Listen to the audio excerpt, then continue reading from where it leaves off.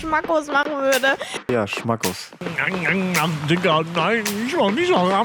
Entzündungshemd, verschiedene Vitamine und Mineralien. Hämmert euch die Proteine rein, es schmeckt wirklich fabelhaft richtig geil. Schmackos. Also ich könnte jetzt noch einen essen, ne? Sag ich so wie es ist. Viele Monate später. Schön, dass ihr hier eingeschaltet habt auf meinem neuen Kanal Flying Kitchen. So, was wir hier brauchen, ist einfach Tomaten, Rosmarin, Basilikum und Schnittlauch. Dazu Schmackos. Viel Liebe. Zeigt's mir in den Kommentaren, lasst gerne ein Abo da und bis zum nächsten Mal. Ciao.